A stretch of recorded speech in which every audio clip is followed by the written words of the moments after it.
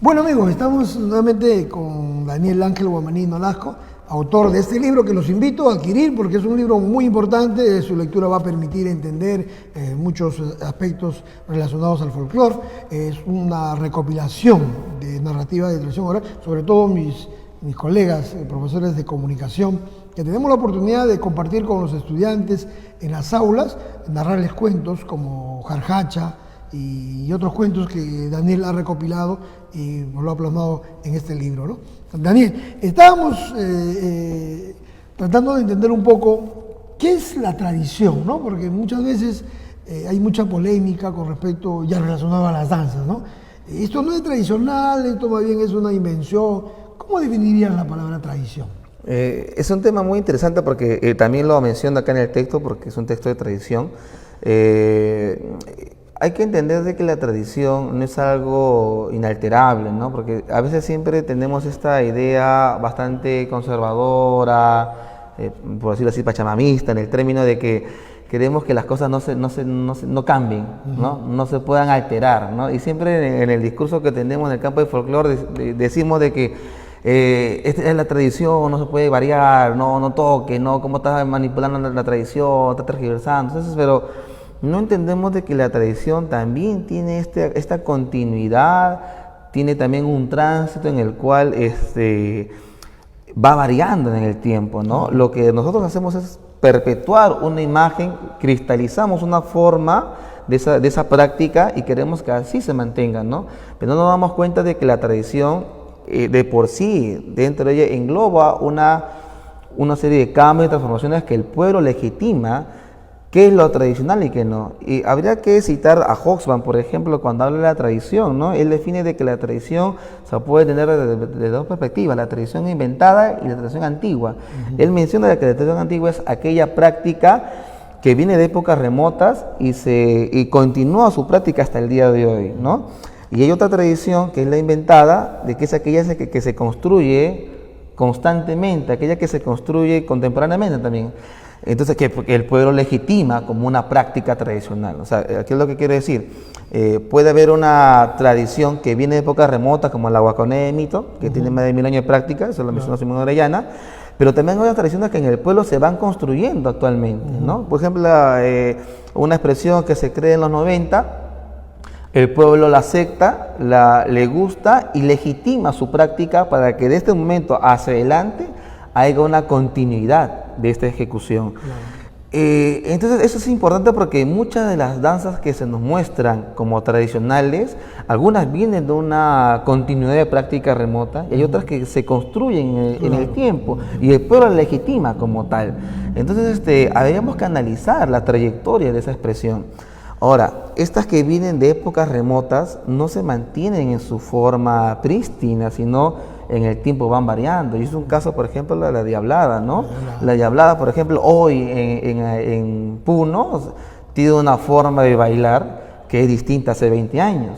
Entonces, pero esta forma como hoy se nos muestra es parte de su tradición, es parte de esta idea de supervivir, ¿no? Entonces, algunos dicen, no, esa no es la danza tradicional, esa es su forma moderna, pero estamos hablando de esa misma expresión de que hoy, para que siga superviviendo, ha tenido que mantener estos cambios. Entonces yo creo que la tradición no es algo que se mantiene congelado en el tiempo, sino es algo que se va renovando, se va constantemente cambiando para seguir siendo funcional, ¿no?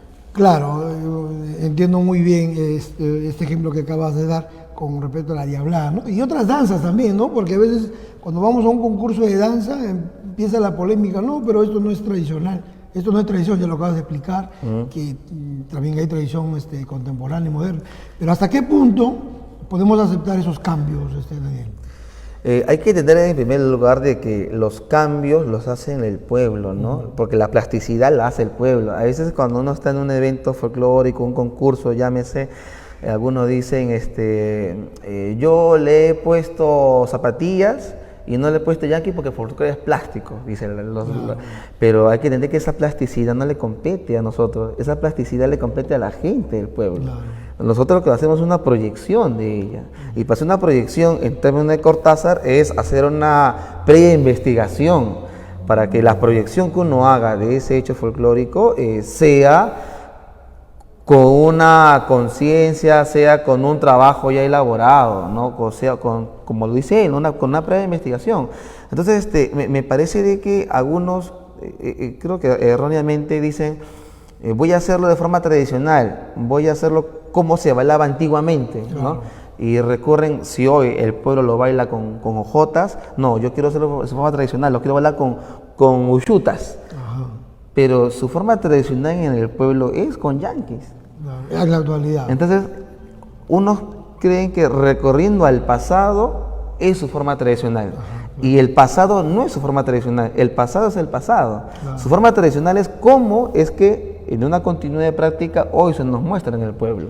Ajá, muy interesante, ¿no? Ya que has tocado el tema también de proyección, bueno, ya hemos entendido un poco el término de tradición. Y ahora a veces en los concursos decimos, no, eso no es una danza autóctona, ¿no?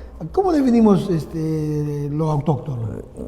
Bien, es interesante. García Canclini decía en Culturas Híbridas de que no podemos hablar hoy de una cultura autóctona, ¿no? Como algo prístino, no podemos hablar el día de hoy de ello porque por los cambios sociales, por toda esta hibridación, por toda esta mezcla de culturas, no podemos hablar de algo autóctono el día de hoy, ni el mismo quero, ¿no? Que siempre que se mencionó que los queros en la zona. Sí. Yo creo que hoy todas las sociedades y etnias del Perú tienen una mezcla cultural, ¿no? Entonces, yo creo que lo autóctono es más bien una imagen cristalizada que queremos tener nosotros, ¿no? Que queremos perpetuar como que algo es puro y que no se debe manchar, ¿no? Yo creo que esa es una intención voluntaria de nosotros, más que la realidad misma, ¿no? Yo creo que no podemos hablar de algo autóctono el día de hoy. Yo creo que hoy todo está en constante mezcla, en constante cambio. Por ejemplo, Raúl Romero dijo algo muy interesante en su libro que habla acerca de la música del centro, ¿no? Con la música de Guaripampa, porque él se menciona de que en Guaripampa es la cuna de la tunantada, ¿no? Entonces, y se menciona de que ellos, esa es la forma más prístina, autóctona de la tunantada, pero él en su trabajo que hizo sobre la música de tunantada mencionó que los guaripampinos hicieron un corte, ¿no? De acá para adelante, esta va a ser nuestra forma tradicional, de forma más originaria, por decir, pero ya los estudios que hizo él mencionó de que antiguamente no era así, sino era otra forma, sino que ellos, los pueblos tienen esta característica de cortar, seleccionar, borrar, atraer cosas. Entonces, no podemos decir que es su forma autóctona, porque su forma originaria, por decirlo así, ya ha quedado en un tiempo atrás y ya hoy tiene otras nuevas formas, pero el pueblo legitima eso, ¿no? Nosotros hay que, como investigadores del folclore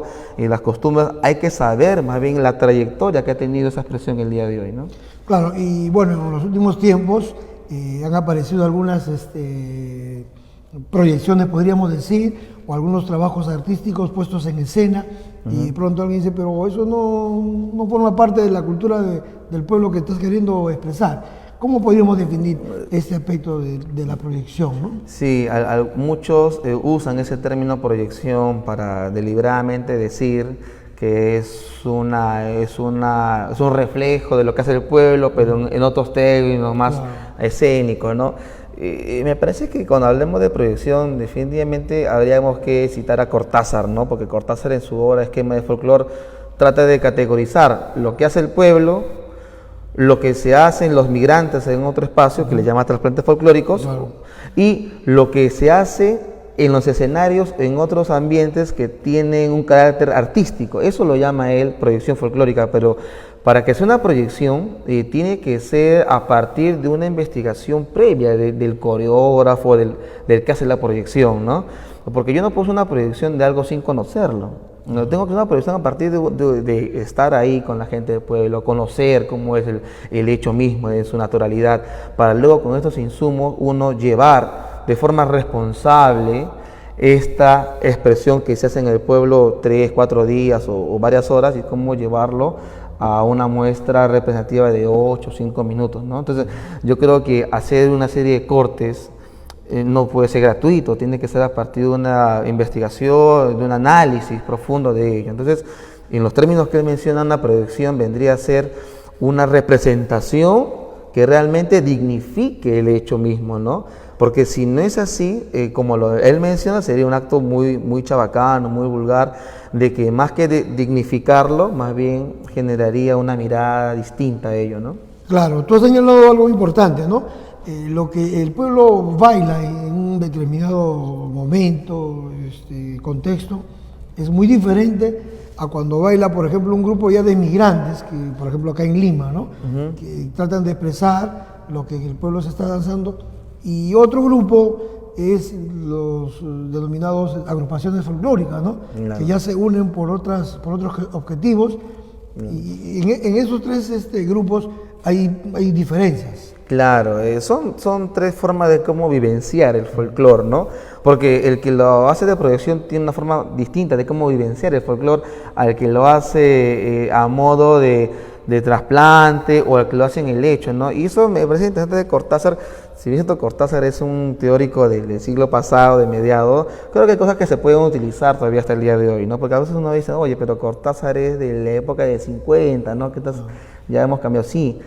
Pero hay que entender de que las teorías se pueden resignificar, se pueden reajustar a nuevas realidades. Y lo que dice Cortázar me parece interesante porque lo que hace la gente en el pueblo, en su lugar de origen, tiene una forma distinta de cómo vivenciarla, y que no es lo mismo cuando la gente migra a otra parte y por añoranza, por nostalgia, por querer evocarlo, representa ello, ¿no? Y no lo va a hacer igual, porque si en el pueblo lo hacen 5 o 6 días la fiesta, aquí lo van a hacer en la capital de un día, ¿no? Porque aquí es distinta la situación, ¿no?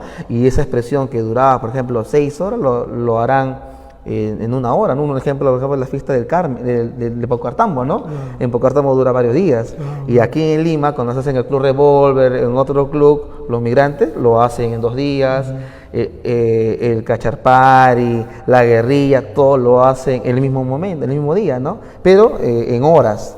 Entonces, eso tiene un sentido evocativo, de nostalgia, ¿no? Porque ellos recuerdan a su pueblo y quieren traer parte de ella a su lugar, ¿no? Cosa que es distinta cuando lo hago un trabajo de proyección, ¿no? La proyección tiene otro carácter, ¿no? Ya no tiene ese mismo sentido evocativo, de nostalgia, ni ese mismo carácter religioso, sino tiene un carácter ya artístico, tiene otro motivo que lo lleva a esa proyección. Entonces creo que son categorías distintas, ¿no? Muy interesante, amigos. Estamos conversando con Daniel Ángel Guamaní. Él es autor, pues, de este libro que contiene relatos, narrativas de tradición oral. Él lo ha plasmado y está muy interesante.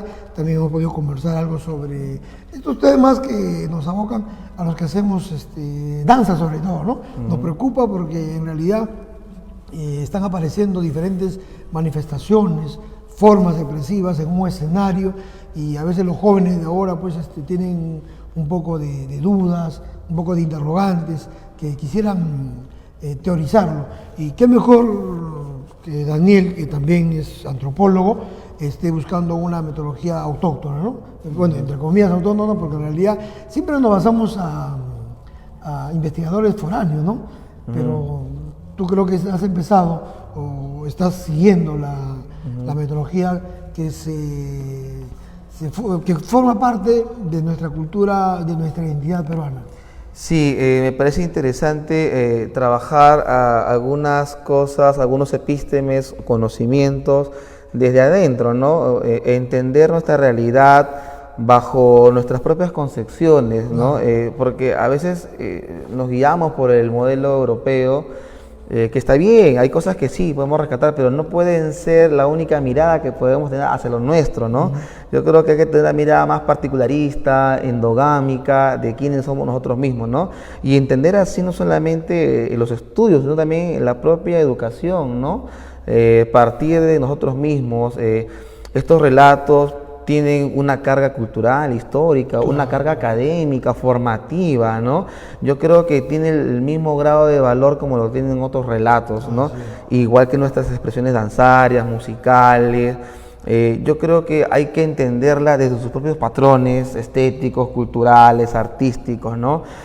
Podemos tener una mirada de afuera, pero también no descuidar nuestra propia mirada. ¿Por qué? Porque tiene significación cultural, ¿no? O sea, yo no puedo entender, por ejemplo, una guaconada si la miro desde el canon europeo, porque si yo la miro afuera, pues, hoy es una danza muy simple, muy sencilla, no expresa nada, no hay postura, no hay corporalidad, pero es que no entendemos de que esta expresión, su propia forma de baile ya tiene una carga simbólica, ¿no? El que representa un personaje que es un personaje que tiene toda una carga cultural milenaria, ¿no? Entonces, creo que hay que entender las cosas desde una perspectiva local y darle ese valor, ¿no? Así. Y aquí creo que radica la importancia de tu libro, Daniel. Te deseamos éxito. ¿Y dónde lo pueden adquirir los jóvenes que quieran pues, leer un poco estos relatos de Daniel Ángel? Bueno, lo pueden adquirir en la editorial Argos. Argos. Agradezco a la editorial Argos que me ha dado la oportunidad de escribir este texto. Lo pueden ir con su editorial que tiene una ubicación en el centro de Lima. Y también, yo también tengo los textos, se pueden conmigo comunicar. Tengo una página de Facebook que se llama Antropodanza, por ahí también podemos estar en contacto.